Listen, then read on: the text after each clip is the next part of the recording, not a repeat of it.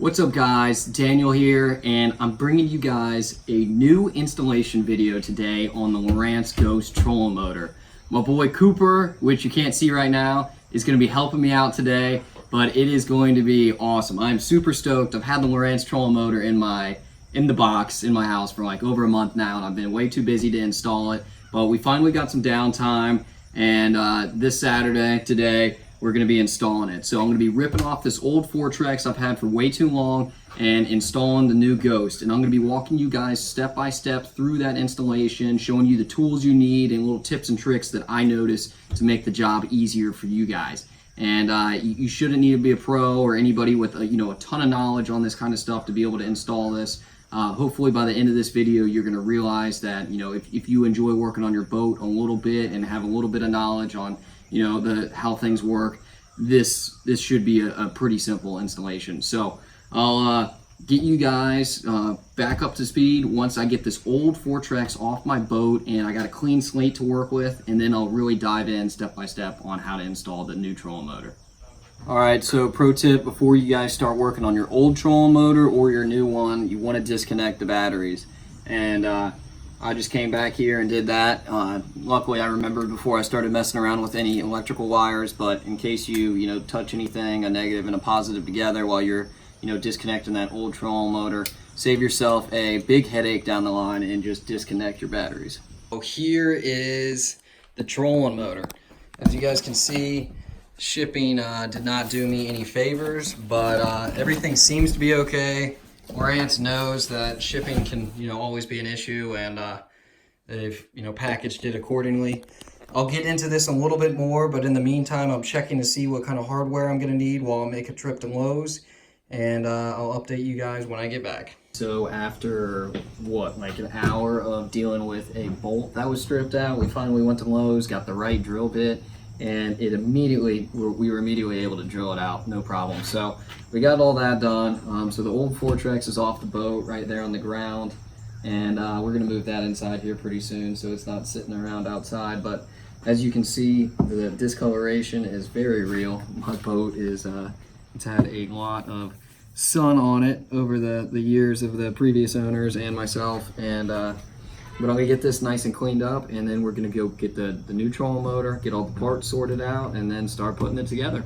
The first step when you're installing this is you're gonna look at your box. You can probably take it all apart and figure out they got this bottom base piece right here in one side of the box, and then in the other side there's lots of little pieces of hardware and equipment. You got your pedal, you got your propeller over there, and then you got obviously the main shaft of your trolling motor.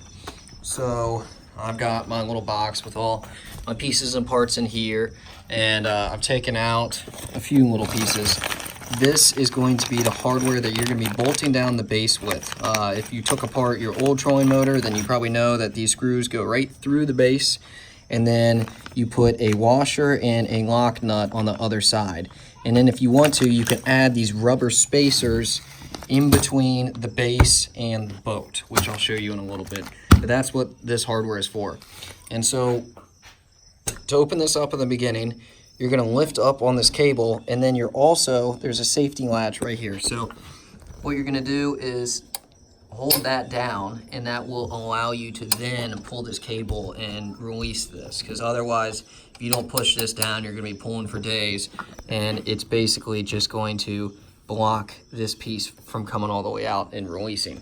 Also, one note to remember is we have not installed the lift assist yet. So when you're opening this up and closing it down, remember to be gentle, because you don't have that big cylinder that's assisting you, and it's going to make it a lot smoother. All right, so we got it lined up. We got all our bolts in, and they all fit into the existing bolt holes of your Fortrex, Ultrex, Motor Guide, whatever trolling motor you had on before. All the bolts line up and match, which is really nice. And Lowrance provides you new hardware because we stripped a few bolts pulling out the Fortrex. So as you can see, Cooper's reaching in through the trolling motor pedal tray opening. We took that out, and that's how he's having to reach in, and it's a pain in the butt reaching all the way up to these front bolts on these older boats, as you can tell, because they're not really designed for these newer trolling motors, but you can definitely make it work. And I would definitely say that this is a two-man job for this part. All right, so next step, once you guys have screwed in everything, this went pretty smoothly. It's just a pain in the butt reaching to those last couple screws. And we had Cooper being a trooper. Took one for the team. Yeah, took one for the team and reached all the way down up in here and was doing that while I was putting these screws in. And one thing I will say, it's definitely nice to have an extended bit. I had to go out and buy this from Lowe's, but that way that you can actually reach in here, because otherwise your drill's it'll get stuck on these edges. And definitely something nice to have. And next we're going to be installing these, I guess, cable. It's like a type of cable management. It really just holds the trolling motor cable, so it's a lot cleaner of a look. And we'll be sticking those in these two holes as well, and starting to knock some other things out. It's starting to remotely resemble a trolling motor, though. All right, so here's the backing to that cable management piece, and you want to have it sitting like this and have that section stick out of that hole. If I can do it with one hand. Oh, she wants to go in.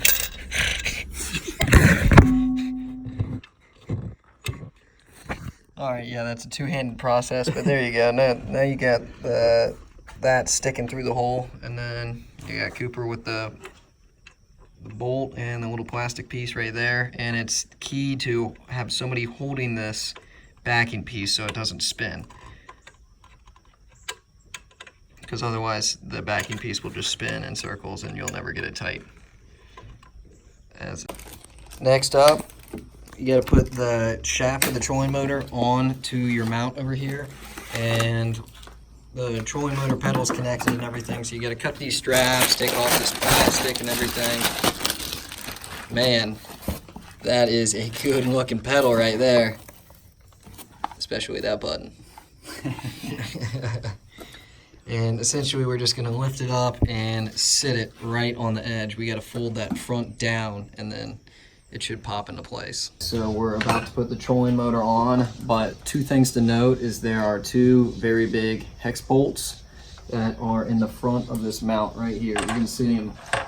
They're the only two bolts in the mount, and you need to take those off. They come in the mount in the base of the trolling motor. You need to take those off before you can put this on. So once you stick this on, you're then going to secure it with those two bolts. Go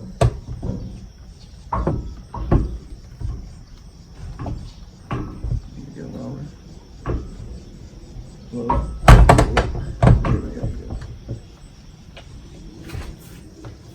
You know what it is? It's hitting my trailer. The steered position.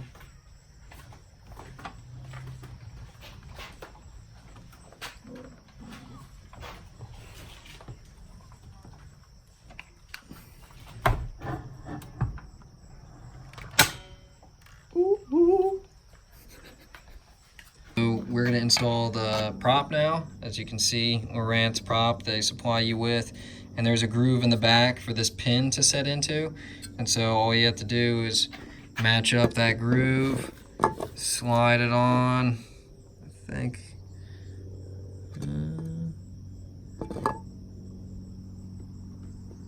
That should be it right there. Hold this.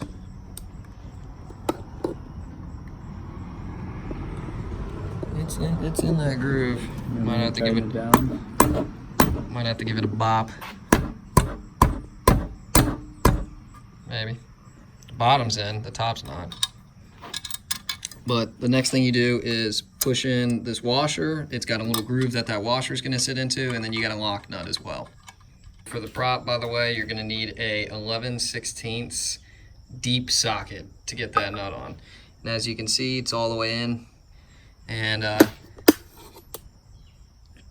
pretty decently even gap throughout the entire thing. I think it's on pretty even. The plastic we were noting feels kind of cheap and kind of brittle, so I don't know. Time will tell out on the water whether I like the prop or not, or if it breaks really easy, but we'll experiment with that later. Now Daniel's measuring the support bar to see what length we want it at. the bar's just got to go a little bit past that threaded casing so we can put the top cap on it. So it's about 1 inch or 20 millimeters. And then we just need to cut the bar with a hacksaw to size. So when you don't have a vise, you gotta make do. So he's cutting it to size, and we just threaded the rod in backwards so it's a little bit more secure, but still it's gonna be a pain to get it even. You might have to Love. You hear that, folks? It blows.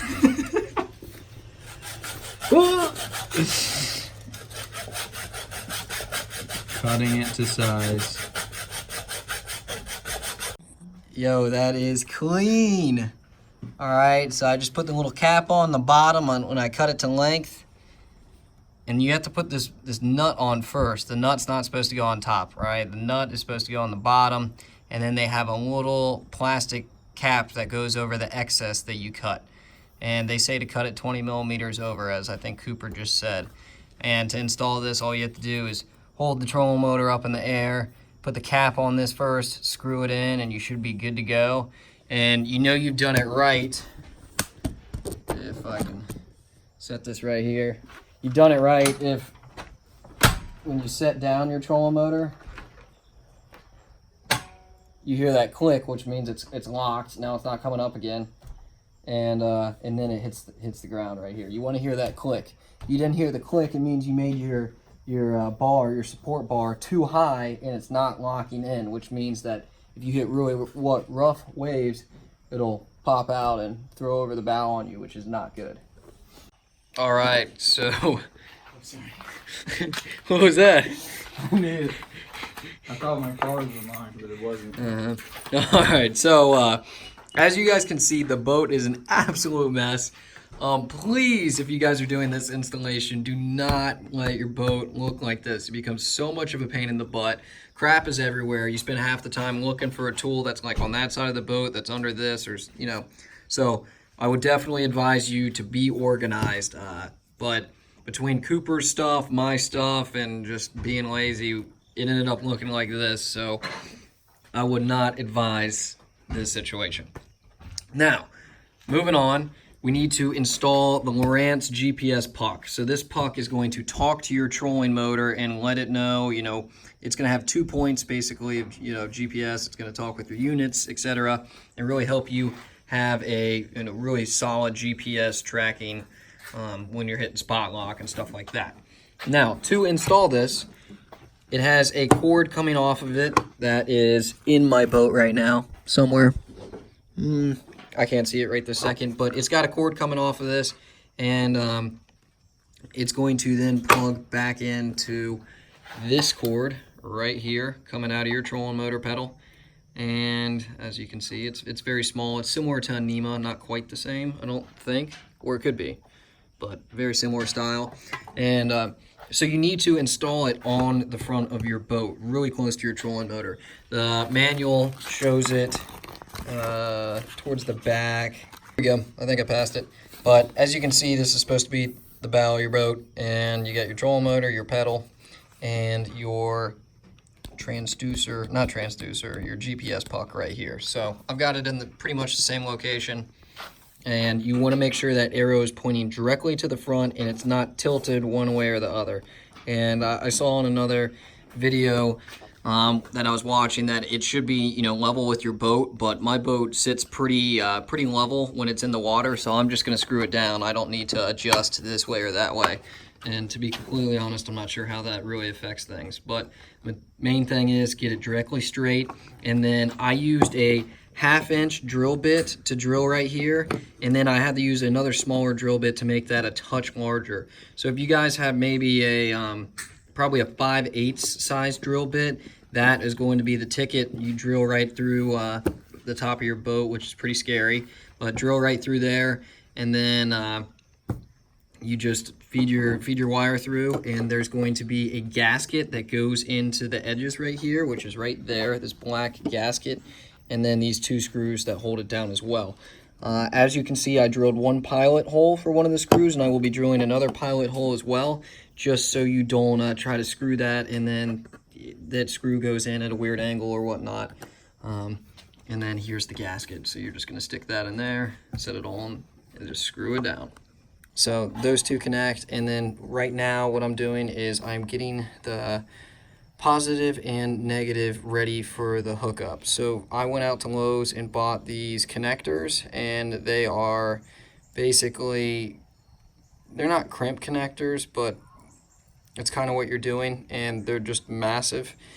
Normally I would solder my connections, but I just moved into a new place and don't have all the resources needed to do that, so these do the trick. And I stripped the cover off these wires more, so there's more wire exposed, and then I crimped them down with some channel locks and pliers and whatnot. So now these things are good to go. I've done the pull test. They're rock solid. I'd love to solder them. I would definitely recommend that if you guys have the opportunity to, but if you don't have all those resources, these are a good alternative and allow you to still make a really good connection, because you can see that my positive and negative coming from my batteries are the same connectors right there, and I've got a little terminal that I'm going to be connecting both of these two, and it makes a good connection. This has lasted me the last 3 years, so it'll definitely last me some more. Probably can see this is the old terminal that used to be in the dash up here that a lot of older boats had, and it's where you used to plug in your trolling motor. Well, I don't like the plug-in. I think it, just causes more issues with connection, and water can get in there and stuff. So I actually took that out, but I'm using the terminal to connect my old, my wires from my batteries to my wire to my trolling motor. So since it's got these little big connectors and whatnot, I've got my negative from my batteries connected over here to the negative to my trolling motor, and my positive from my batteries to the positive from my trolling motor. And so it works out really well, and I can keep it down in here out of the way. I need to organize all those wires again, but then that way it's underneath the boat, it's not exposed to the rain, and the connection is a lot more strong. And one thing I will definitely do before I put it all the way away is I'm going to wrap it all in electrical tape as well, just as another layer of protection. I connected my NEMA cable to the T connector. They provide you one T connector, and I had a NEMA cable originally going up and connecting straight into my unit, but now I have that cable that connected into my unit connected to the T connector. The trolling motor NEMA cable is coming into the top, and then I guess I'm going to have to buy an extender that's going to extend from here to my unit, which is what this cable used to be doing. So definitely on the list of things to buy. And then as well as the transducer plug-in for the trolling motor is right here, but it's a small, it's either a 7 or a 9 pin. It's a 9 pin, and my lives don't have this plug-in from my understanding, so I'm gonna have to buy an adapter that's gonna make this bigger, that will allow me to connect it straight into my unit that's up front here. So also another bummer. I wish they would send you this stuff, because they probably know you need it, but oh well, that's part. You can see it is dark out. We had to take a Chipotle break, and I got everything cleaned up. Still don't have everything bolted down quite yet and my front unit on, but everything is set to go, and just connected the batteries, and the trolling motor does have power, the head lit up and everything. Now when we're hitting that button, it's not making the propeller go anywhere, so I'm assuming it's definitely just something that we have to play around with to make it go. Since it has power, it's obviously going to work, but I will update you guys once we mess around with it a little bit. It is all set up, got power down there. I got it set on 24 volt. It actually has a battery tester, which is pretty sweet. You can hit that. My finger can hit it. Yeah, there you go. And then you can see the light where it says high down there, which is pretty awesome when you're just running around all day if you don't have your voltage connected to your units and whatnot. And when it's down, you got that cable going all the way out here. I mean, it looks really good. I apologize that it's dark for you, but yeah, I think for the prop to come on, it has to be the majority of the way down. And once we put it all the way down, you hit the button, watch the prop go, and you can see the Yeah, the top white up as well. I mean, this thing is bad to the bone. It sounds very cool. Yeah, so I'm very excited to see what this thing can do, and I will definitely, after about a month, maybe 2 months of use, do a review video on this, some of the tips and tricks I've learned. I mean, I'm very excited to play around with this trolling motor. So thank you guys for watching. Hopefully this was helpful. I know we took a long time. As you can see, this install took about, like, I don't know, if you do it correctly, it'll probably take you like 4 hours. But if you do it without the right tools, which is what Cooper and I did, it's going to take you a lot longer. So I'd say about 4 hours. If you know what if you know what you're doing and you got all the right tools, you should be good to go. And I am just absolutely stoked. So this was helpful, guys. If you guys did enjoy this or it taught you something on the install, please give this video a thumbs up. Like and subscribe to my channel. I only have a few subscribers right now. I think we're about around 125 or so. So any subscriber helps. Definitely trying to produce more how-to videos in the future. And if you guys are interested in some other how-to videos, I posted some on the channel, and you guys can see those as well. And those might help you if you enjoy DIY boat work. So until next time, guys, see ya. Peace.